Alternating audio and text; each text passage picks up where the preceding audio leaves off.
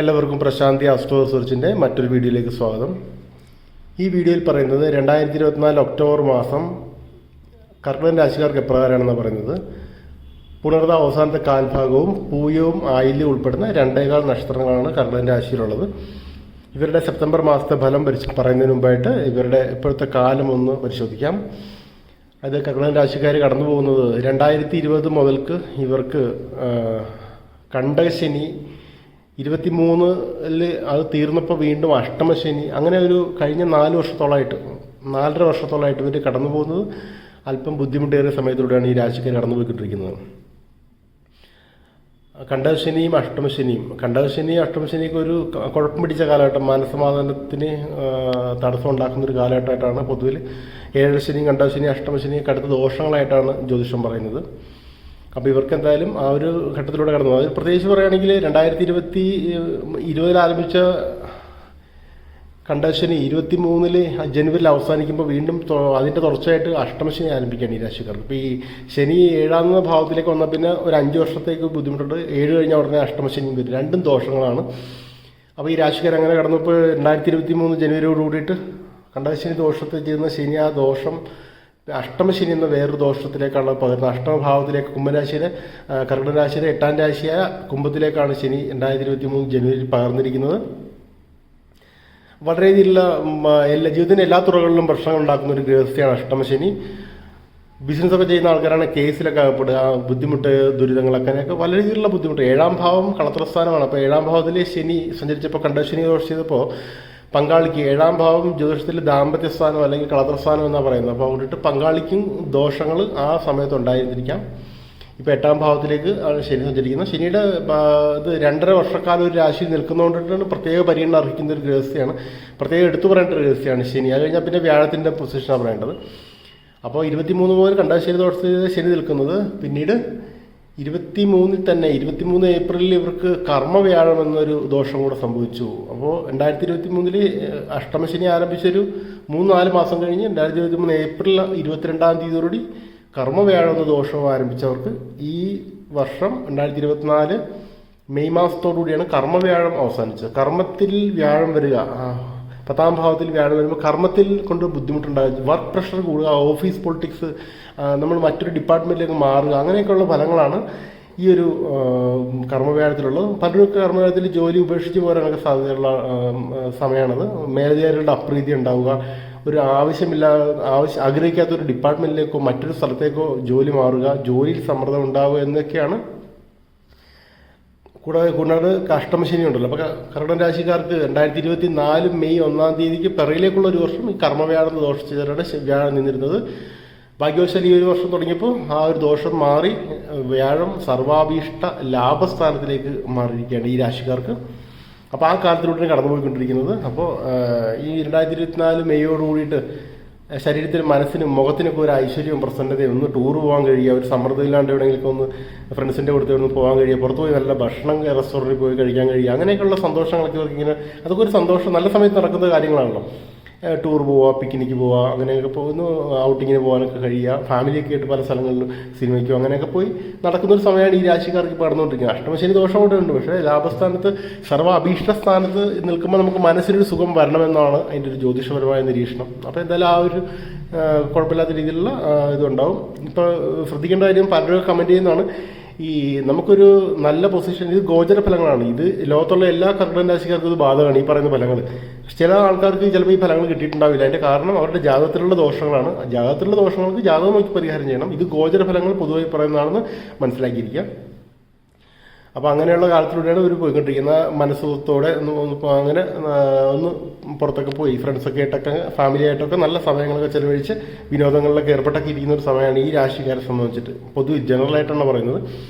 അങ്ങനെ ഇരിക്കുമ്പോഴാണ് ഈ ഒക്ടോബർ മാസം കടന്നു വരുന്നത്. അപ്പോൾ ഒക്ടോബർ മാസത്തിൽ കർക്കിടക രാശിക്കാർ ശ്രദ്ധിക്കേണ്ട കാര്യങ്ങൾ എന്തൊക്കെയാണ്, ജ്യോതിഷപരമായ സംഭവങ്ങൾ എന്തൊക്കെയാണെന്ന് നമുക്കൊന്ന് വിശകലനം ചെയ്യാം. അപ്പോൾ നിങ്ങൾക്ക് ഇതിൻ്റെ ഒരു ഈ രാശിക്കാരുടെ ഒരു മൊത്തത്തിലുള്ളൊരു ബാക്ക്ഗ്രൗണ്ട്, ഒരു പശ്ചാത്തലം മനസ്സിലാക്കാണല്ലോ ഇപ്പോൾ ഉള്ളത്. ഇനി ഇതിൻ്റെ ഈ ഒക്ടോബർ മാസത്തിൻ്റെ ഫലങ്ങൾ പരിശോധിക്കുമ്പോൾ 2 ജ്യോതിഷപരമായ കാര്യങ്ങൾ സംഭവിക്കുന്നുണ്ട് ഇവർക്ക്. അത് രണ്ടും നിർഭാഗ്യവശാൽ ഇവർക്ക് അത്ര അനുകൂലമല്ലാത്ത കാര്യമാണ്. ഒക്ടോബർ 22-ാം തീയതി ചൊവ്വ ജന്മരാശി, ഇവരുടെ കർക്കിടക രാശിയിലേക്ക് ചൊവ്വ പകരും. ചൊവ്വ ആദിത്യൻ, ചൊവ്വ, രാഹു, കേതു, പിന്നെ ശനി കൂടാണ്ട് ശുഭനായിട്ടുള്ള വ്യാഴം പോലും ജന്മരാശിയിലേക്ക് പകരുമ്പോൾ ഒരു ദോഷമാണെന്ന് മനസ്സിലാക്കിയിരിക്കുക. പ്രത്യേകിച്ച് ചൊവ്വ വന്നുമ്പോൾ അടുത്ത ഒരു ദോഷമാണ്. നമ്മുടെ ടെമ്പറും നമുക്ക് പ്രഷർ കൂടുന്നു, സമ്മർദ്ദം, നമ്മളൊരു സമ്മർദ്ദം പിടിച്ചൊരു അന്തരീക്ഷത്തിലായി പോകും. അതേകദേശം ഒരു 1.5 മാസത്തോളം ആ രാശിയിലുണ്ടാവും. ഒക്ടോബർ 22-ാം തീയതിയാണ് അത് വരുന്നത്. അത് കൂടാതെ ഒക്ടോബർ 9-ാം തീയതി വ്യാഴത്തിൻ്റെ വക്രഗതിയും ഈ രാശിക്കാർക്ക് ആരംഭിക്കും. അപ്പോൾ വ്യാഴത്തിൻ്റെ വക്രഗതി, സർവാഭീഷ്ടത്തെ ചെയ്ത് നിൽക്കുന്ന വ്യാഴത്തിൻ്റെ വക്രഗതി വ്യാഴത്തിൻ്റെ ആ നല്ല ഫലങ്ങളെ ഒന്ന് കുറയ്ക്കും എന്ന് മനസ്സിലാക്കിയിരിക്കുക. ഇപ്പോൾ ശനി നിലവിൽ അഷ്ടമ എന്ന ഭാവത്തിൽ ജൂൺ മാസം മുതൽ വക്രത്തിലാണ് സഞ്ചരിക്കുന്നത്. അതുകൊണ്ട് അഷ്ടമ ശനി ദോഷം കുറച്ച് കുറഞ്ഞാണ് ഈ രാശിക്കാർക്ക് ഇരിക്കുന്നത്. അത് നവംബർ 15 വീണ്ടും വക്രം അവസാനിച്ചിട്ട് ദോഷം അത് അനുഭവിക്കേണ്ടതായിട്ട് വരും. അഷ്ടമശനി ദോഷം. ആ ഒരു സമയത്തേക്ക് ഇവർക്ക് വ്യാഴവും വക്രത്തിൽ, നല്ല ഫലത്തിൽ ചെയ്ത വ്യാഴവും വക്രത്തിൽ പോയി. അപ്പോൾ ഈ രാശിക്കാർക്ക് ഈ മാസം വലിയ കുഴപ്പങ്ങളില്ല, എന്നാലൊരു ചെറിയൊരു പ്രതികൂലമായ മാറ്റത്തിന് തുടക്കമാണ് ഈ മാസം. പക്ഷേ നവംബർ 15 കഴിയുമ്പോൾ ഒന്ന് സൂക്ഷിച്ചിരിക്കുക. കാരണം നവംബർ 15 കഴിഞ്ഞാൽ ഇവർക്ക് ശനിയുടെ വക്രം അവസാനിച്ച് വ്യാഴം വക്രത്തിലാണ്. അപ്പോൾ വ്യാഴത്തിൻ്റെ ഫലങ്ങൾ തടയപ്പെട്ടു, ശനിയുടെ ഫലങ്ങൾ ദോഷങ്ങൾ കൂടുകയും ചെയ്യുന്ന സമയമാണെന്ന് മനസ്സിലാക്കിയിരിക്കും. ഇവർ പരിഭ്രാന്തരാകേണ്ട ഒരു ആവശ്യമില്ല കേട്ടോ. ഈ നമ്മൾക്ക് ഫലം പറയുമ്പോഴേ പരിഭ്രാന്തരാകേണ്ട ആവശ്യമൊന്നുമില്ല. ഈ രാശിക്കാർ ചെയ്യേണ്ടത്, മനസ്സിലാക്കിയിരിക്കേണ്ട കാര്യം, വ്യാഴം ഇവർക്ക് 11 രാശി തന്നെ നിൽക്കുന്നത്. വ്യാഴത്തിൻ്റെ വക്രതയായ രാശി മാറിയിട്ടില്ല. വ്യാഴം 11 തന്നെ ഇപ്പം നിൽക്കുന്നത്, സർവ്വഭീഷ്ട സ്ഥാനത്ത് തന്നെയാണ്. അതിൻ്റെ വക്രതയുടെ ഫലമാണ് പറഞ്ഞുള്ളൂ. അപ്പോൾ അവർക്ക് ദീർഘാവധി കാല അനുകൂലമാണെന്ന് കർക്കടരാശിക്കാർ മനസ്സിലാക്കിയിരിക്കുക. ഈ വക്രഗതിയുള്ള സമയത്ത് ഒരു മാന്ദ്യം, ഒരു ചെറിയ ചെറിയ പ്രതികൂലതകളൊക്കെ വരും. അത് നിങ്ങൾ അത്ര കാര്യമായിട്ട് എടുക്കേണ്ടതില്ല. ഞാനപ്പോൾ ഈ ഒരു മാസത്തെ ഇവരുടെ ഗ്രഹസ്ഥിതി ഒന്ന്, മറ്റു ഗ്രഹങ്ങളുടെ സ്ഥിതി കൂടെ ഒന്ന് പരിശോധിക്കാം. ഇപ്പോൾ 2 ചൊവ്വയും വ്യാഴവും രാശി മാറുന്നത് ഇവർക്ക് രാശി വക്രഗതിയും രാശി മാറ്റം ഇവർക്ക് അത്ര സുഖമായിട്ട് തോന്നുന്നില്ല. ഇനി പൊതുവിൽ പറയുമ്പോൾ ശനി 3-ലേക്കും 4-ലേക്കുമാണ് സൂര്യൻ, ശനിയല്ല ക്ഷമിക്കണം, സൂര്യൻ 3-ലേക്കും 4-ലേക്കുമാണ് പകരുന്നത്. 3-ലേക്കും 4-ലേക്കും പകരുന്ന സൂര്യൻ 4-ാം ഭാവത്തിൽ പകരുന്ന നല്ല റിസൾട്ടാണ്. അത് ഒക്ടോബർ 16-ാം തീയതിയാണ് തുലാം രാശിയിലേക്ക് കന്നിയിൽ നിന്ന് സൂര്യൻ പകരുന്നത്. അപ്പോൾ അത് ഒക്ടോബർ 16 കഴിഞ്ഞ് സൂര്യൻ്റെ മാറ്റം ഇവർക്ക് നന്നായിട്ട് വരും. ശുക്രൻ, ഇപ്പോൾ ഈ രാശിയിലുള്ളവർക്ക് അവരുടെ പ്രണയത്തിലോ വിവാഹ ജീവിതത്തിലൊക്കെ വളരെ സന്തുഷ്ടരായിരിക്കും. ശുക്രൻ കർക്കടക രാശിയുടെ 4-ാം ഭാവമായിട്ടുള്ള തുലാം രാശിയിലാണ് നിൽക്കുന്നത്. ഇവർക്ക് വളരെ നല്ലതാണ്. 5-ാം രാശിയിലേക്ക് പോകുമ്പോൾ അതും നല്ലത് തന്നെയാണ്. അപ്പോൾ ശുക്രൻ്റെ സ്ഥിതി നല്ലതായതുകൊണ്ട് ഇവരുടെ വിവാഹം, പ്രണയം എന്നുള്ള കാര്യങ്ങളിൽ ഇവരിപ്പോൾ സന്തുഷ്ടരായിരിക്കും, ഒരു കുഴപ്പങ്ങളും ഉണ്ടാവില്ല. ചൊവ്വ നമ്മൾ പറഞ്ഞ പോലെ തന്നെ ഇതിൻ്റെ ഇവരുടെ രാശിയിലേക്ക് ഒക്ടോബർ 22-ാം തീയതി വരുന്നത് ഒരു സമ്മർദ്ദം ഉണ്ടാക്കും. അതുപോലെ തന്നെ ഇപ്പം നിൽക്കുന്നത് ഒക്ടോബർ 22-ാം തീയതി വരെ 12 ഭാവത്തിലാണ് നിൽക്കുന്നത്. കർക്കടക രാശിയുടെ 12-ാം ഭാവമായ മിഥുന രാശിയിലാണ് ചൊവ്വ നിൽക്കുന്നത്. അതും അത്ര അനുകൂലമല്ലെന്ന് മനസ്സിലാക്കിയിരിക്കുക. വ്യാഴത്തിൻ്റെ ഭാഗ്യങ്ങൾ, ഈ സർവാഭീഷ്ട സ്ഥാനത്ത്, ലാഭസ്ഥാനത്ത് നിൽക്കുന്ന സർവേശ്വരകാരൻ ഗുരുവിൻ്റെ സ്ഥിതി ഇവർക്ക് ഒക്ടോബർ 9-ാം തീയതി വക്രഗതിയിൽ പോകുന്നവരെ ഭാഗ്യാനുഭവങ്ങൾ കൊണ്ട് കൊടുക്കും. ഇതിൻ്റെ ആദ്യത്തെ 1-2 ആഴ്ചകളായിരുന്നു. വക്രഗതി 9-ാം തീയതി ആണെങ്കിൽ പോലും ഉടനടി അതിൻ്റെ പ്രതികൂല ഫലങ്ങൾ വരില്ല. എന്നാൽ ആദ്യത്തെ പകുതി ഇവർക്ക് അനുകൂലമാണെന്ന് ആണ് നമുക്ക് ജ്യോതിഷപരമായിട്ട് പറയേണ്ടത്.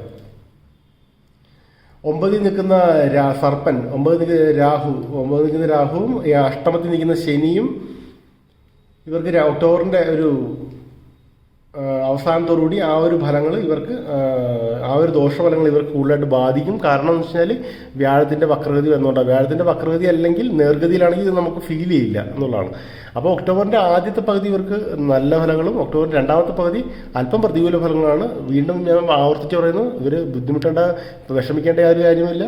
കാരണം ദീർഘകാലത്തിൽ വ്യാഴം ഈ 11 ഭാവത്തിൽ തന്നെയാണ്. ആ ഭാവത്തിൽ നിന്ന് വ്യാഴം രാശി മാറിയിട്ടില്ലെന്ന് നിങ്ങൾ മനസ്സിലാക്കുക. അപ്പോൾ അതാണ് ഇവർ ഒക്ടോബറിൻ്റെ 2-ാം പകുതിയിൽ ചെറിയൊരു സ്ലോ ഡൗൺ ഈ കർക്കടക രാശിക്കാർക്ക് ഉണ്ടാകും. അതിൻ്റെ കാരണം വ്യാഴത്തിൻ്റെ വക്രഗതിയും ജന്മരാശിയിലേക്ക് പോകുന്ന ചൊവ്വയുമാണ്. അപ്പോൾ എന്നിവർ മനസ്സിലാക്കിയിരിക്കുക. നവംബർ 15-ാം തീയതി കഴിയുമ്പോൾ അല്പം കൂടെ സ്ലോ ഡൗൺ ആകും. കാരണം ശനിയുടെ വക്രം വെടിഞ്ഞിട്ട് ആ അഷ്ടമശനി ദോഷം അനുഭവിക്കാൻ തുടങ്ങും. അപ്പോൾ അതൊന്ന് മനസ്സിലാക്കിയിരിക്കുക. ഈ രാശിക്കാർ ചെയ്യേണ്ടത് നവംബർ 15-ന് ശേഷം ശനീശ്വര ക്ഷേത്രങ്ങളോ ശാസ്താ ക്ഷേത്രങ്ങളോ സന്ദർശിച്ച് യഥാശക്തി വഴിപാടുകൾ ചെയ്യുക. അതുപോലെ തന്നെ ഒക്ടോബർ 10-ാം തീയതി കഴിഞ്ഞു കഴിഞ്ഞാൽ ശ്രീകൃഷ്ണ സ്വാമി ക്ഷേത്രത്തിൽ സന്ദർശിച്ച് യഥാശക്തി വഴിപാടുകൾ ചെയ്യുക. ശ്രീകൃഷ്ണനെ വിളിക്കുന്ന പീതാംബരൻ എന്നാണ്, മഞ്ഞപ്പെട്ട് ധരിക്കുന്നവരെന്നാണ് വിളിക്കുന്നത്. അതുകൊണ്ടിട്ട് ശ്രീകൃഷ്ണ ക്ഷേത്രങ്ങളിൽ സന്ദർശിക്കുമ്പോൾ മഞ്ഞ നിറത്തിലുള്ള പൂക്കൾ, മഞ്ഞപ്പെട്ട് ഒക്കെ, മഞ്ഞ വസ്ത്രങ്ങളൊക്കെ നടക്കി സമർപ്പിക്കുക. അതാണ് ഏറ്റവും പ്രീതികരമായ വഴിപാടെന്ന് മനസ്സിലാക്കിയിരിക്കുക. പിന്നെ തുളസിമാല, താമരമാല എന്നീ പ്രിയങ്കരമായ വഴിപാടുകൾ സമർപ്പിക്കാവുന്നതാണ്.